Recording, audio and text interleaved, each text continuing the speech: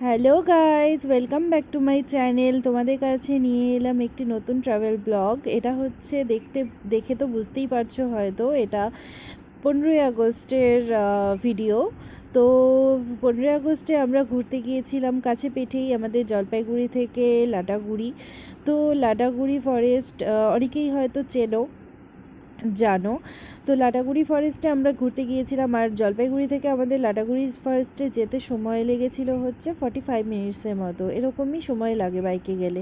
তো যাই হোক, 15ই আগস্টের দিনে ঘুরতে না গেলে তো হতো না, আর যেই একটা দিন পৃথিবীর সবাই হয়তো ঘুরতে চায়। তো যাই হোক, আমরাও বেরিয়ে গেছিলাম সেই জন্য। তো ঘুরতে ঘুরতে আমরা লাটাগুড়ির দিকে চলেই যাচ্ছিলাম। তো যেতে যেতে রাস্তায় একটু টায়ার্ডও হয়ে পড়েছিলাম, তো ভাবছিলাম কোথায় দাঁড়াবো। তারপরে যাই হোক একটা ভালো জায়গা দেখে ছায়া দেখে দাঁড়িয়েছিলাম, আর সেই দিন একটু গরমও ছিল।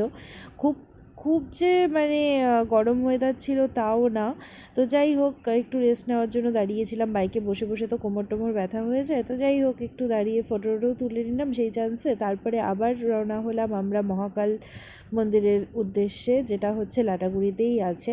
তো চলো এখানে যেতে যেতে লাটাগুড়ি মার্কেটের আগে তোমাদেরকে একটা নতুন জিনিস দেখাই। সেটা হচ্ছে বৌদির হোটেল, যেখানে লাটাগুড়িতে গেলে আমরা যেখানে খাবো। তো যাই হোক, লাটাগুড়ির এই বৌদির হোটেল গেলে তোমরা কখনো ট্রাই করো।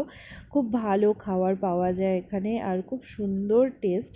তো যাই হোক চলতে চলতে আমরা আই লাভ লাটাগুড়িও ক্রস করে ফেললাম। তো যাই হোক, এখানেও অনেকে ফটো তোলে। তো আমার কোনো ইচ্ছে ছিল না ফটো তোলার, কারণ আমি ফরেস্টে যাওয়ার জন্য সেই দিন মানে জাস্ট ব্যাকুল হয়েছিলাম যে কতক্ষণে এই ব্রিজটা ক্রস করব। এটা হচ্ছে লাটাগুড়ি ফ্লাইওভার, নতুন খুলেছে, এটা নতুন চালু হয়েছে। তো যাই হোক ওটা ক্রস করে বেরিয়ে পড়লাম লাটাগুড়ি মহাকাল মন্দিরের উদ্দেশ্যে। যেতে যেতে পথে তারপরে মহাকাল মন্দিরে আমরা ঠিক পৌঁছেও গেলাম। তো সেখানে গেলাম, আর শ্রাবণ মাস চলছিল, আর আমি শ্রাবণ মাস টোটাল মানে নিরামিষ খাই, তো মহাদেবকে মানি। তো সেই জন্য ভাবলাম একটু ওখানে গিয়ে প্রণাম না করে আসলে তো হয় না। শ্রাবণ মাস শেষের পথে ছিল, মোটামুটি আর তিন দিন বাকি ছিল। তো ভাবলাম একটু প্রণাম করে আসি, তারপরে একটু ফটো তুলে নিলাম ওখান থেকে বেরিয়ে। তারপরে চলে গেলাম আমরা একটি নতুন জায়গায়, যেটা আমার খুব প্রিয় জায়গা, চা বাগান। এই লাটাগুড়ি ফরেস্টের থেকে মূর্তির দিকে যেতেই এই চা বাগানটা পড়ে। তো চা বাগানে গিয়ে তারপর আমরা কিছু ভিডিও শ্যুট করে নিলাম।